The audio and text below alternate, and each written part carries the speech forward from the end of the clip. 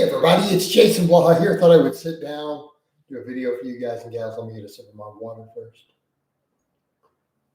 Get my beautiful radio voice going.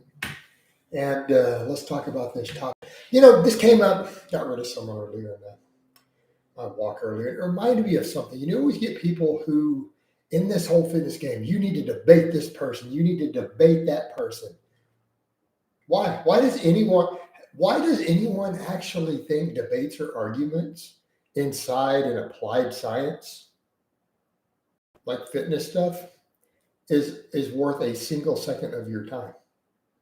Okay. In fact, it's a good way to be further misled. And here's what I'm going to say. This is an area where actions are everything. Either you have produced something in a lab or you have produced something with results. That's it. Nothing else matters.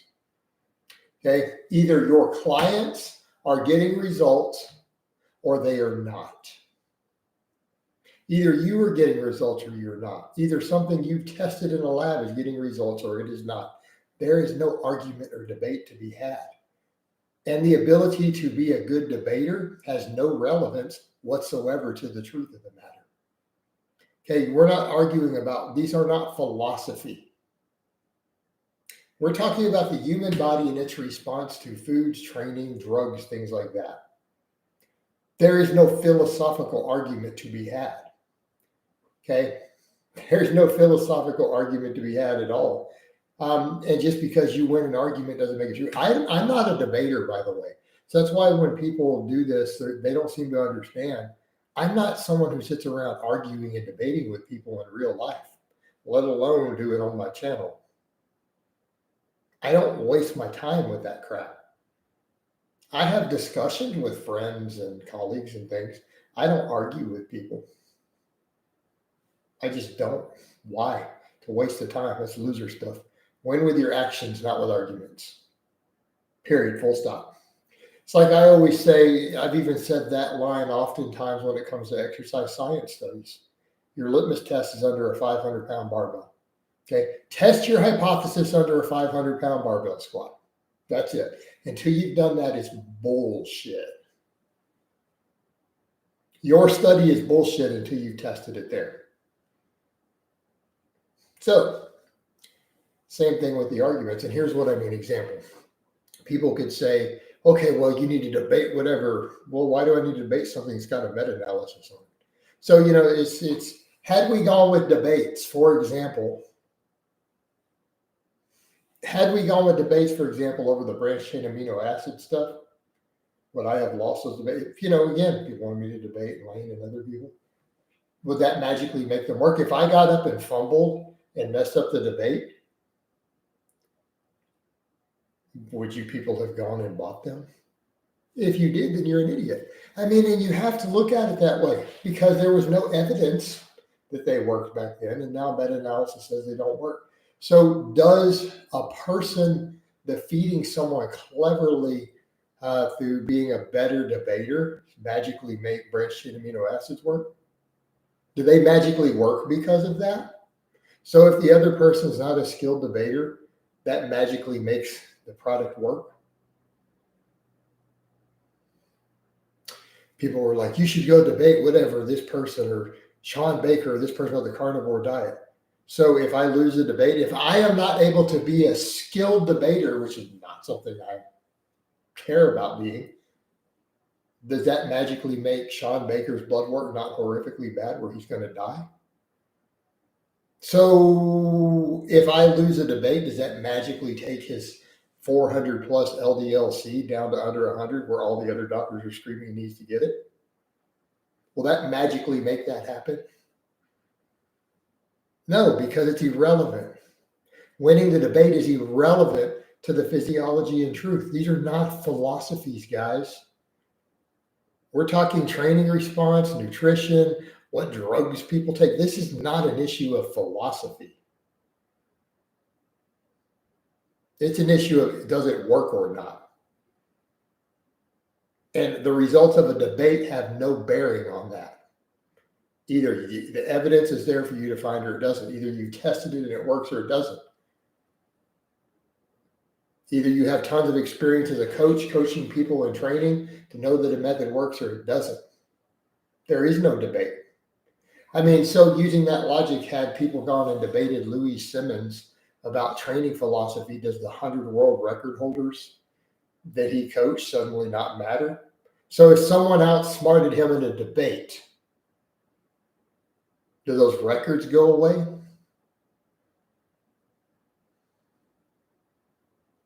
What if the person beats him in a debate, has never even coached anyone to a 315 squat, but they win the debate?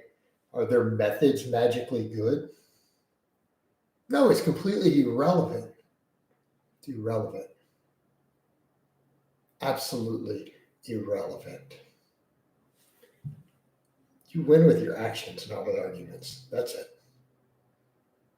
And so people want to argue with me about something. I don't care. You've seen me put up 600, 700 pound squatters and deadlifters as clients in the past. You guys watched me continue to make progress at almost 50 years old. That's it. There's no argument. And I'm a coach. I'm not a debater. I coach people for a living. You don't argue with your coach. So either you're here to get information or you aren't. I don't really care. And I had that brought up, well, what if you get paid to debate? I'll take the money and not care if I win the debate. Because if I'm going to debate someone, the only purpose I see is to make a couple $1,000. You're going to pay me for it.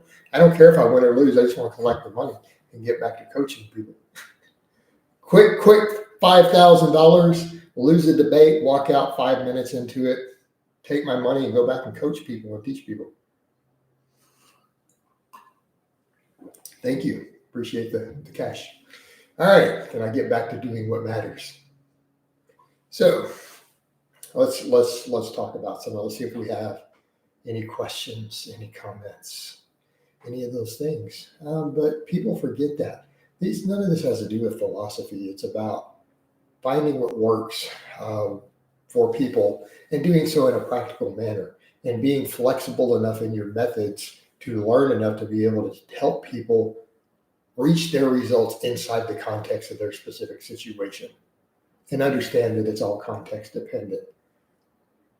Leave the arguments for a bunch of kids. Leave the arguments for people who don't lift. Okay? A bunch of guys who deadlift 400 pounds can argue with each other all day long, while those of us who coach keep lifting and getting strong, get our clients strong to jack and let them go to their circle jerks. Again, a bunch of other weak, tiny people arguing with other weak, tiny people about the best way to stay weak and tiny. All right. So let's come over to Peppa Pig's question. Hi, Coach. Are the back squat and deadlift essential for optimal muscle growth? No. Could one just do accessory lifts and max out on the big three without doing rep work on those three? Yeah, in theory, they could. Yeah. Could I make a case? See, again, this is why we look at arguments. Could I make a case for why we would benefit from some rep work and volume on those inside of our ability to recover? Absolutely. Could a person get cock diesel jacked and strong, literally doing what you just described? Yes, they could. Absolutely. Depends on what you're trying to do, what you're trying to achieve with it. But you come over to the thing to answer your original part of the question. Are the back squat and deadlift essential for optimal muscle growth? No, they're not. Can they be useful tools in the process? Of course they can. They can be extremely valuable tools. Are they essential? Meaning you're asking, can you do it without them? Absolutely. And not only can you, it's been done. So it's like, have you not met people who are extremely jacked who don't do the squat or the deadlift? I have. So if we find just one person, okay, if we find 100 people, and we can, in that situation, then for a fact they're not essential. They're useful tools. They're tools I like. They're tools I value. They can absolutely be done without. Right? Of course it can. Plenty of people who've done it. How's that for a fair answer? Doesn't mean they're not valuable tools. You know, although you've got to look at it from a pragmatic perspective, they can be useful enough that it can sure make the process smoother. But also people like to ask things here in the fitness world, is something possible? I always ask. Well, yeah, it's kind of like I was saying in my walk this morning. We can look at a lot of things. Could this person's results, is this possible natural? Well, yeah, maybe 1 in a million people can pull it off too. Not very practical to look at it as a natural goal, but to say, sure, something could be done. So different people have different genetic luck. So again, instead of saying that, people should really ask, what's the probability that a person could pull this off, instead of, is it possible? Because it's like I said this morning, is it possible to become president of the United States? Someone does it every 4 years, so clearly it's possible. Someone does it every 4 years successfully. Clearly it's possible. Okay. What are the odds it's going to be you? Well, that's a little bit different story. Is it possible to become a billionaire? Yeah, there's billionaires. They exist. What's the odds it's going to be you? Well, I wouldn't gamble on it. Is it possible to get struck by lightning? Of course it is. Happens all the time. Probably not going to happen to you, but sure, it's possible. So that's the fascinating thing. Interestingly enough, on the natural one, I think Menno Hanselman actually came up with a statistical calculator for fat-free mass index, to where you could plug it in and it would spit out what he estimated to be the percentage probability that any person has the genetics to pull that off. Like, you plug those numbers in and it's like approximately 8% of the population might have the genetics to achieve this in 10 or 15 years naturally. Well, then that's good to know. I plugged mine in one day and it said there's only like a 3% of the population could reach my fat-free mass index without steroids on his calculator, as a researcher. Okay.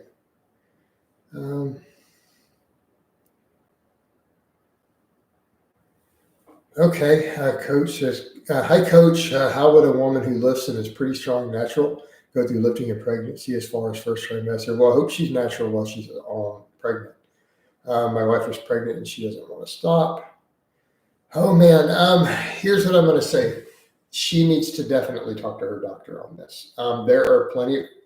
Have her go look into a doctor who specifically works with women who are pregnant.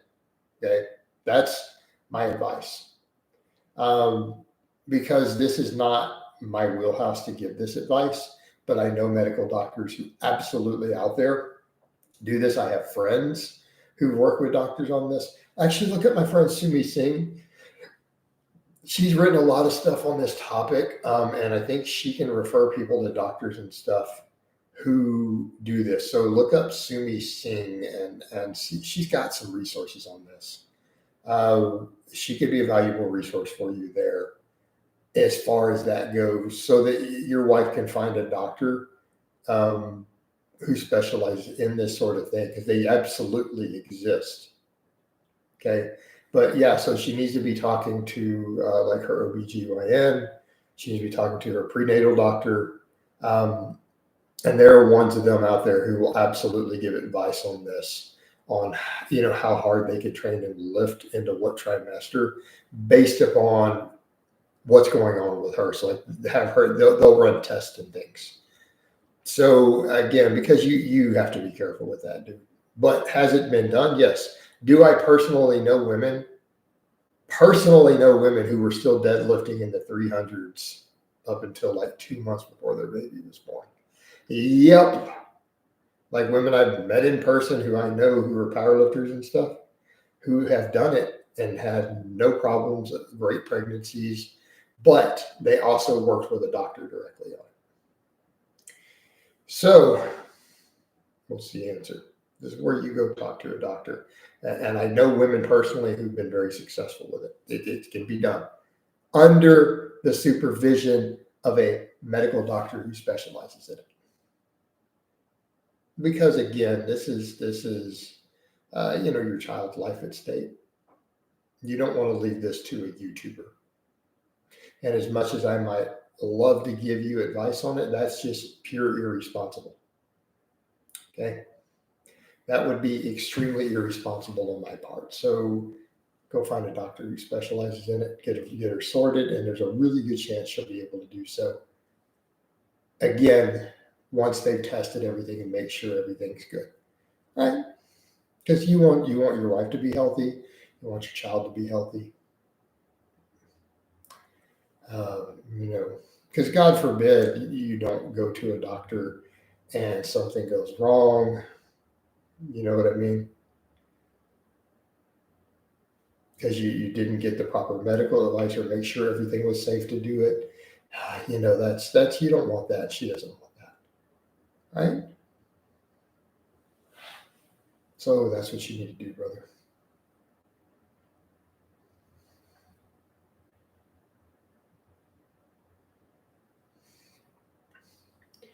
Pepper says, went from a 34-inch waist to 33-inch, but I've only lost 2 pounds in a month. I've gotten stronger. Well, if the waist went down and you lost 2 pounds, you may have recomped, right? So here's my question, Pepper. Why are you upset or complaining? It sounds like this is a very positive thing. Okay. Sounds like this is a very positive thing to me. This is definitely not something to be concerned. Like, I've only lost 2 pounds. Okay. But you lost 2 pounds and your waist went down an inch and you got stronger. Instead of going, oh man, it sounds like you're doing something right. It sounds to me like you had a successful month.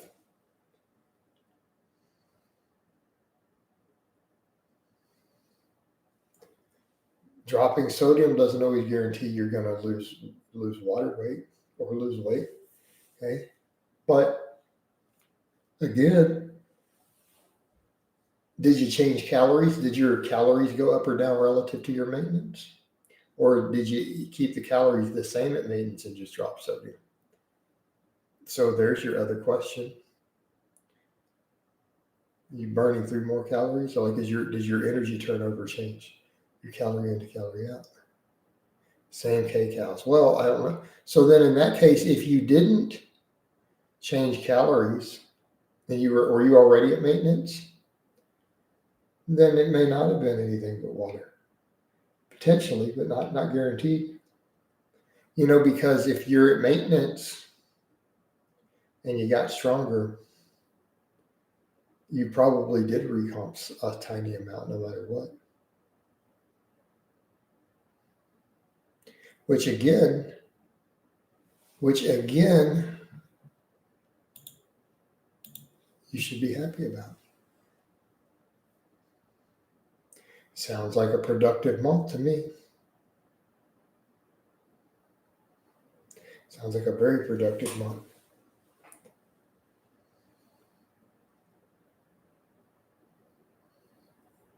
So again, Pepper, what are you upset about?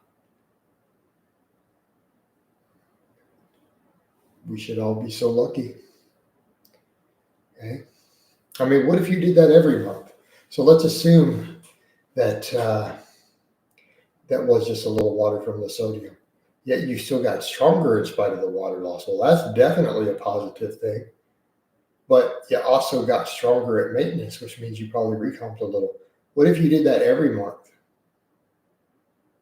Like, no, seriously, like, what if you successfully just then left it there so then you didn't lose any more weight for a bit because of no water, but you got stronger every month at the same body weight and maintenance calories? What would happen if you did that every month for 2 years straight? Because you probably recompositioned. right?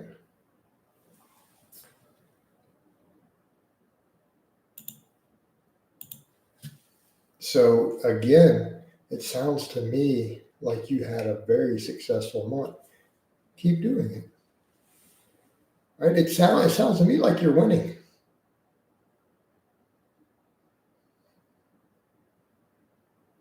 It sounds to me like you're winning. Thanks a lot. It's appreciated. There you go. Now, if you really are insistent upon you want to lose a little more fat faster, drop a couple hundred calories out. But it sounds like you had a fairly successful month.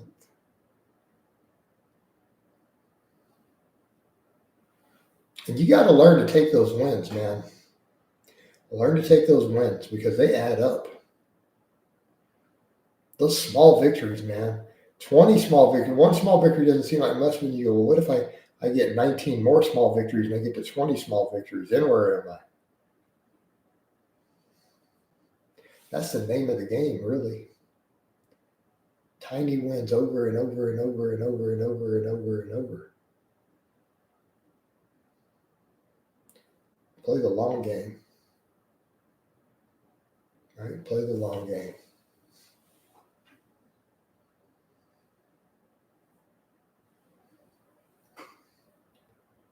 All right.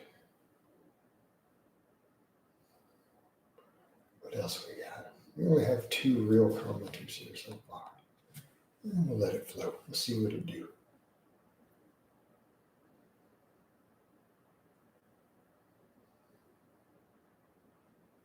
So, because I already did my little spiel up front, so now it's going to be about you guys and what you post. But I got 2 people asking questions and only 1 like. That doesn't matter. So what I'm going to do, I'm going to tab over for a second, see a few more people come in, and we'll get back to it. Okay. Nope. I will also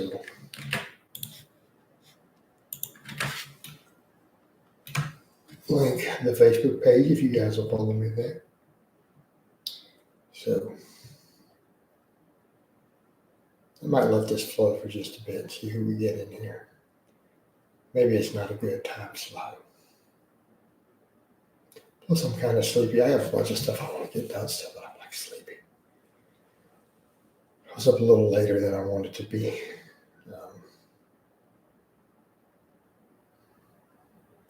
But, I've had a good week, man. I've had a good week. Been a really good week the last couple of days.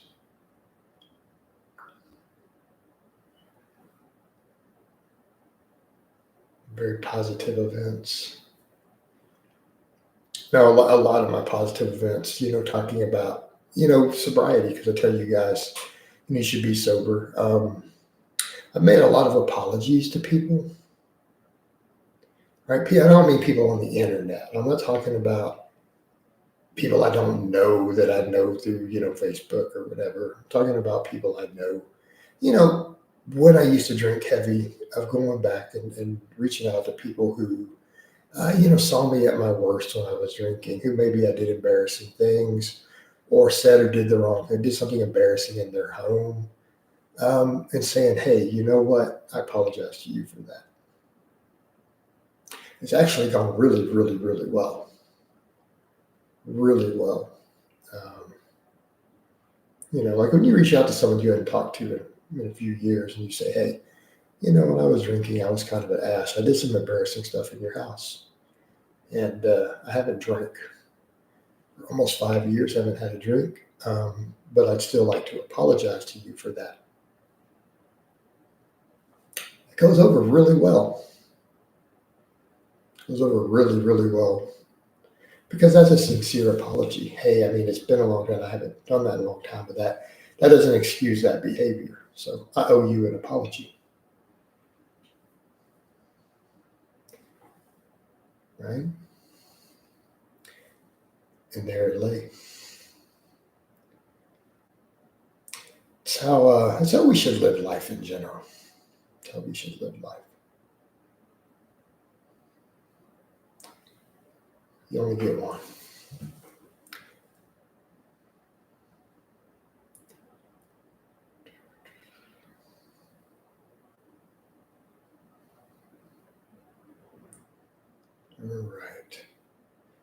Well, nobody's going to ask fitness questions, are they? It's going to be slow in here tonight. Not a big deal, though. I can just make some other videos. So, unless a few people come in the next few minutes, I'm probably going to wind it down. I'll give you guys a few more minutes. I see a few more trickling up. If they do, I'll answer some more stuff because I already gave my spiel at the start. And that's either going to turn people off or it won't. A lot of people don't like that. A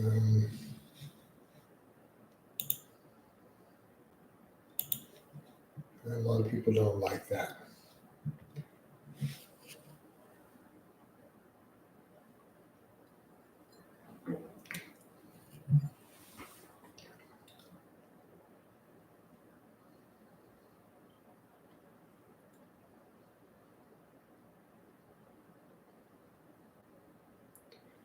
So,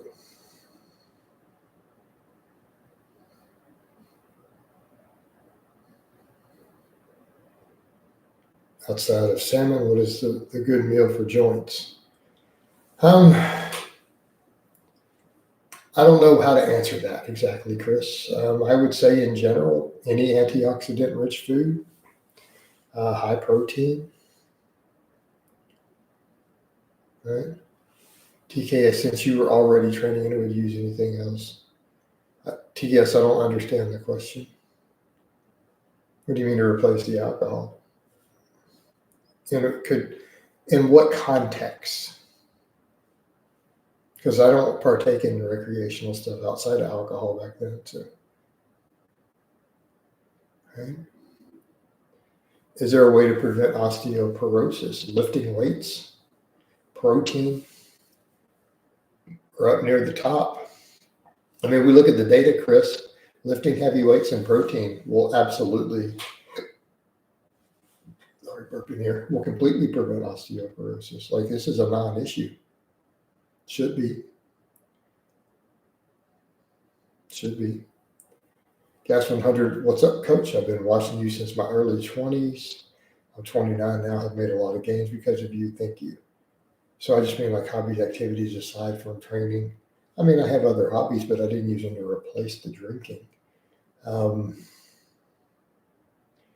I had to chill with certain parts. I actually had to do the opposite. I had to back out of some of my social life for a bit.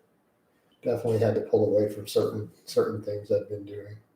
But I've been able to reintroduce all those circles. Right. Since then, like for me, definitely when I quit drinking, I had to drop some of my social circles for a little while. But I've slowly worked a lot of those same people back into my life now, at a later date, been able to integrate them back in. I've done a lot of that here again recently. So, reintroducing some of my best lifelong social circles, because I had a couple of them, usually. And I always stay in touch with some of those people, because some of them were good people and true friends all the way through. Right. Yeah, Chris, I don't know how to say that. Sitting a bit higher risk of osteoporosis, lift weights, eat protein. Brother, that is your key. Do you have any training positions? I mean, there's lots of stuff that's not backed by data, Kumar. But how do we define data? Do you mean the lab, or do you mean real world data and observations of other coaches? I mean, if we go off of that, then yeah, sure, we have data for everything, right? Data for everything. If we count the real anecdote of successful coaches on top of it, not just ones pushing a gimmick.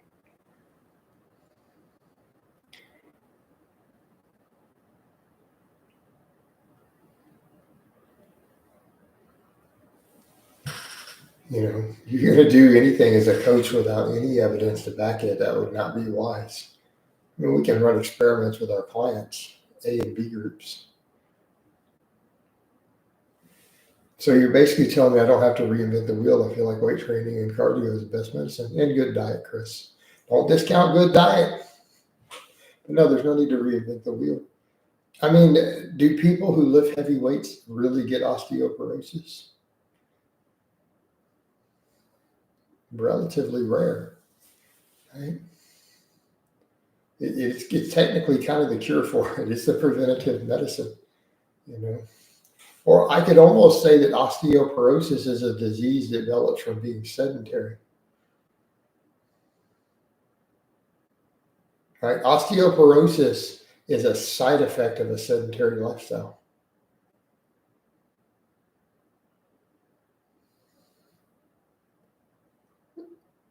Kumar, we have a lot of debates with that, but the problem is when you're dealing with exercise science, it's not the same sort of science you're thinking of. Okay, because you have other things that people will call science, that is very robust meta-analysis with large population studies. Sometimes 200,000 people have been looked at in the data, right? Okay, there's your context. That's usually pretty decent science at that point. You can draw more meaningful conclusions. The problem with a lot of lifting science, they just don't, there's studies that involves 12 people for 8 weeks. And that might be what you have. That wouldn't be accepted as science in other fields. So again, it's a completely different topic.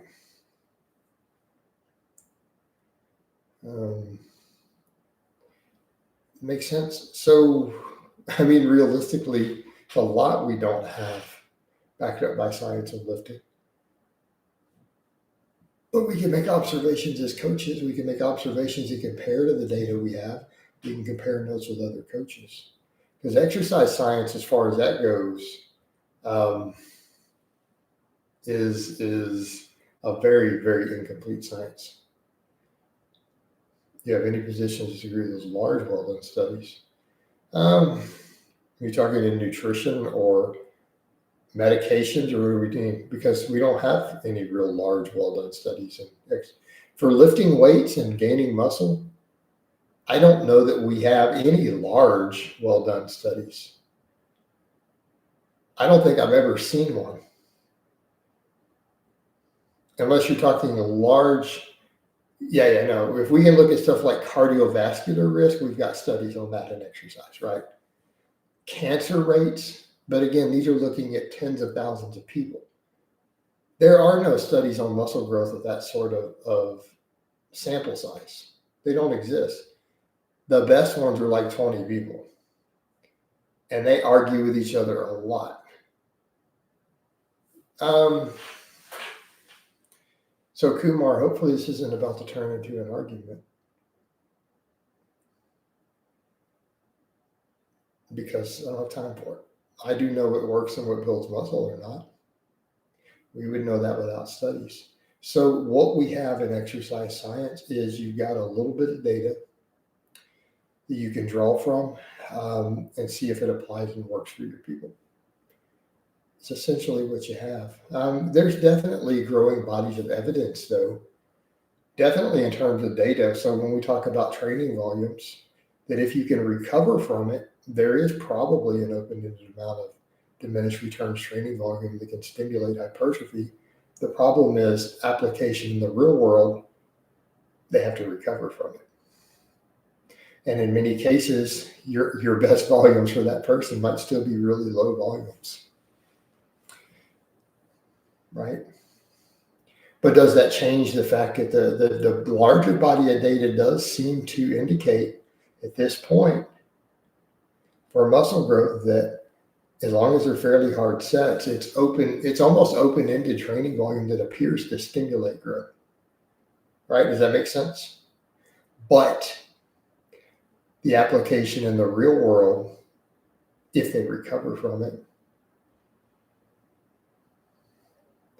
and your ideal recovery curve for one of your clients might be 6 sets of muscle group or 8 sets or 10 sets. That's not high volume, though. For another, it's 25 sets. Does that change that the data shows overall the trend in that direction, assuming you can recover?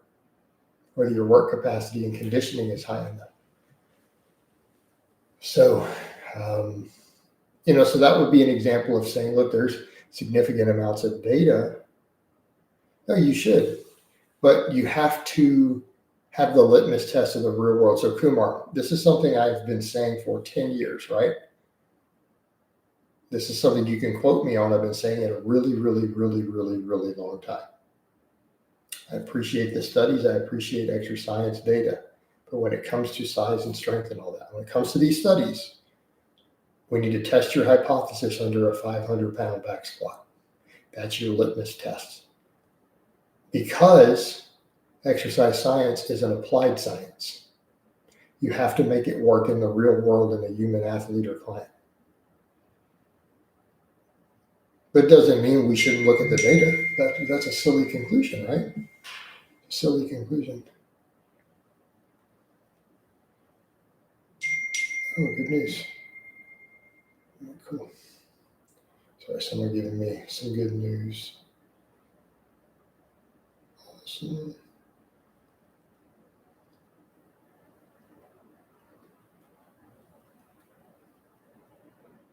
Someone just got a job they were wanting. So I got to give them a congrats. All right. Cool. All right. Where are we at?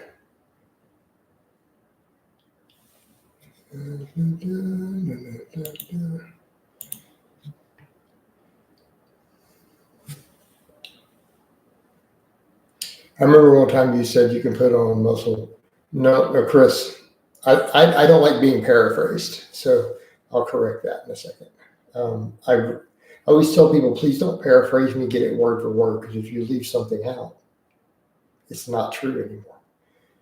I remember one time you said you can put on muscle using jumping jacks. I was used to see weight loss doing push-ups and jumping jacks and thought of that. Laughing my ass off. I said if you use the amounts pro bodybuilders use, yeah. And by the way, it's not me who said that. There were some bodybuilding book writers who actually said that like 30 years ago, 25, 30 years ago, they were putting that in books talking about the training of certain bodybuilders. They pointed out that, yeah, it was essentially, they were even saying back then, like you start getting into the amount of gear some of the pro bodybuilders are running, they're like the average guy on that much juice could just do jumping jacks and have the best physique in the gym at that point. That's all they did, especially if you have their genetics on top of it. Right?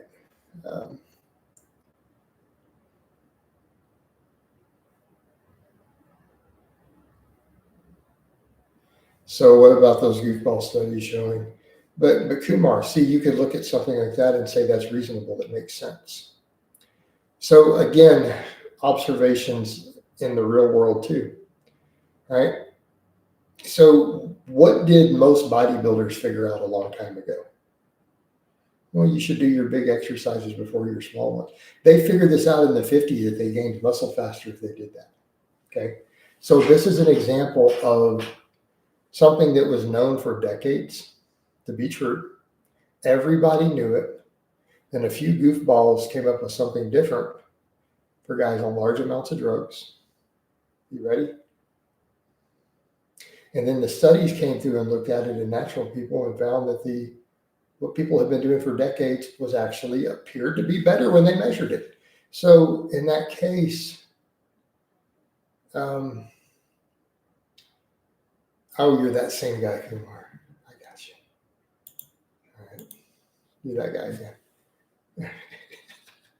I remember you. Okay, let's just get rid of you. I'm not going to argue with these people. My bad, it was a big video. You mentioned a study. So again, we come over to, see, I don't need to argue with people. There's no point. No point. Why would you argue about something that we saw for decades was true in bodybuilders? They all did it. All got great results. Only deviation you saw was in guys using 2, 3, 4, 5 grams of gear.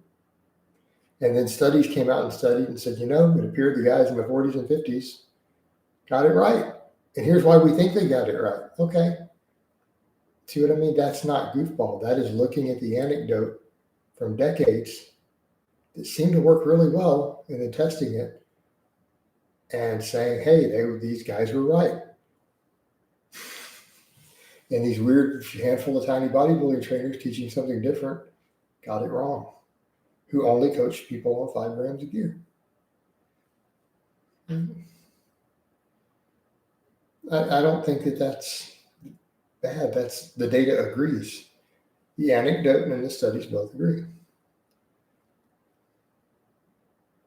If someone started lifting at 50, would they still be able to hit your strength standards naturally? I don't know.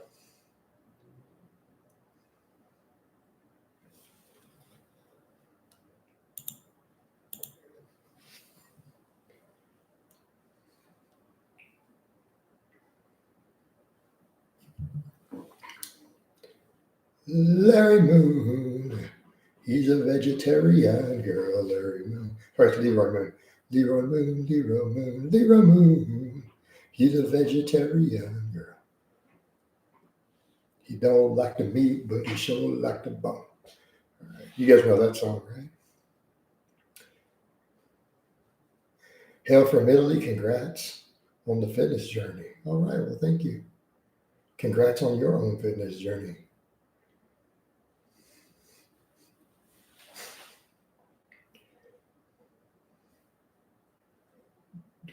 Do. All right. So I had to get a little musical on you guys. Should I start singing every time I ban somebody? Make it entertaining.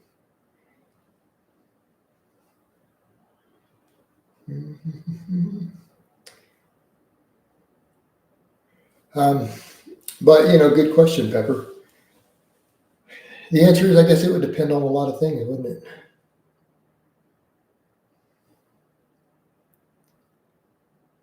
You think the steroid epidemic in users will decrease? What do you mean? Hey, Chris, I need you to please rephrase your question. He said, do you think the steroid epidemic, what type of steroids are we talking about and what epidemic? In the U.S. will decrease with RFK and DC better health practices. Are we talking prednisone or something? Is that an epidemic? Or are you talking about anabolic use? What are we talking about? No, I would like to see anabolics deregulated a little bit. Let's make them back over the counter for anyone over 21, just like alcohol. I mean, objectively speaking, if alcohol is going to be legal, then so should testosterone. I think it would improve health, get more people motivated to work out. All right. Jason, what are you practicing these days? What about some brutal death metal? What about weighted burpees? I don't think so, man. I'm not jumping.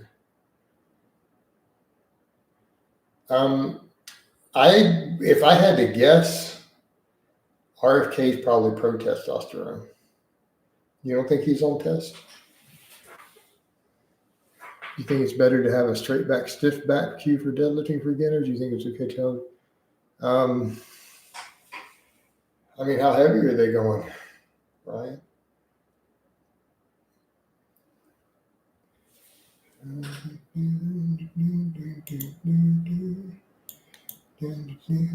Okay, there you are. What am I working on? Man, that's a good question. Honestly, I'm working on, I have this part down. You've heard me play it on here. I'm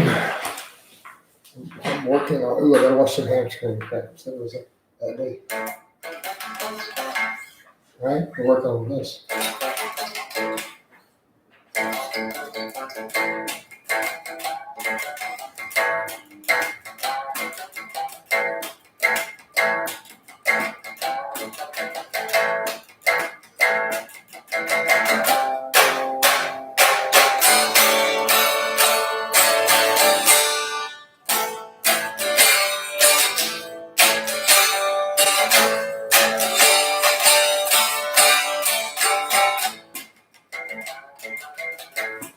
So we're working on a whole lot of Rosie right now.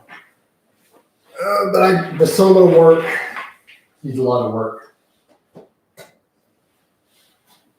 but I can do all that rhythm stuff. I'm messing with that a little bit. Haven't been doing as much guitar lately as I need to. Are pec flies a worthy exercise? They can be. I think they can be, depending upon what you're doing. I mean, I do them a little bit right now. You see me doing a few incline flies on my chest day.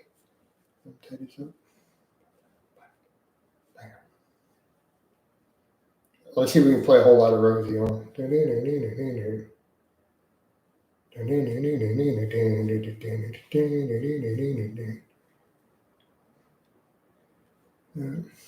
Just practice, Bruce, King Bruce.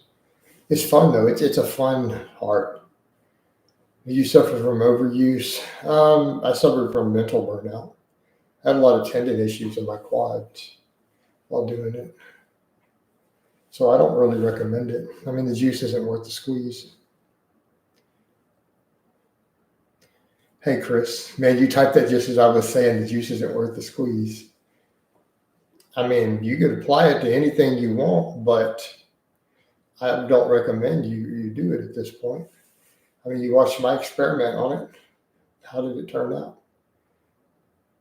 I mean, it worked to some extent, but you saw me when I quit doing it, went to other things. My squat got stronger, did it not? My bench get stronger? Did everything get stronger? Do pull-ups count as a half set for chest? No. Notice I didn't even have to think about that one. I don't know, Lester, does the bench press count as a half set for biceps? If it does, it'd be the exact same mechanism. Have you ever needed to see anyone like a surgeon, or do you mean rehab? I mean, I've had a surgeon reattach a tendon. Does that count? Does reverse grip bench press have benefits? I think it's a good lift as long as you can do it safely. I think it's a great lift. No,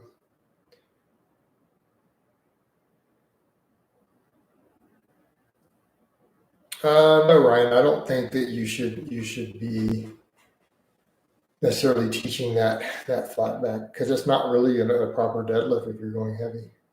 I mean, you could teach them that to start, and then it'll eventually turn into thoracic rounding.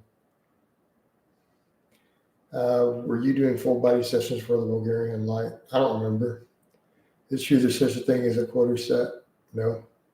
Physical therapy? No, I've never done it. Would you max on it for conjugate? With spotters, yeah. Yeah, as long as your setup is good, you got safeties, maybe, but you don't necessarily need spotters. It would sure help though.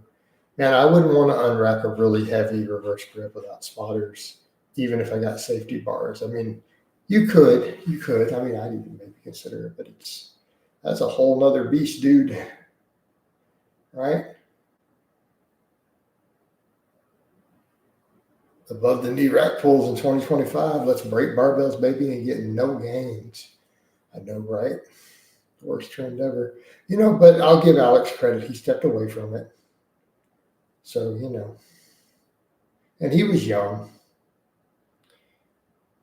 And that, I think that's forgivable, with someone like Alex, and that's forgivable. He was young, trying to make a name for himself.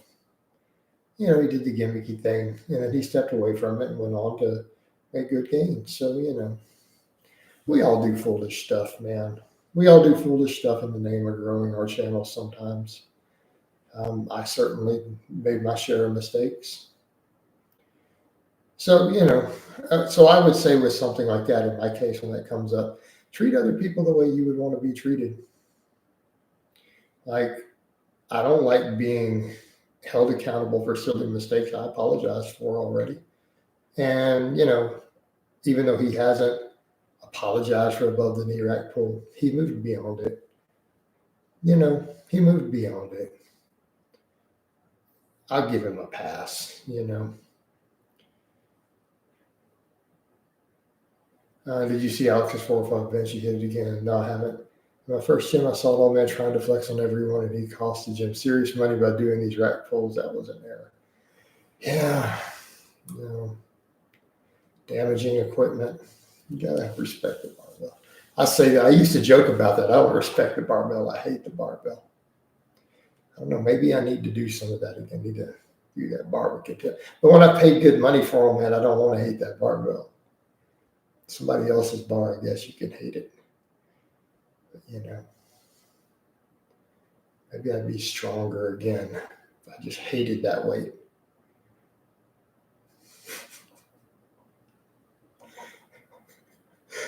I've yelled at loaded barbells before on deadlifts when I was younger. Like, no joking.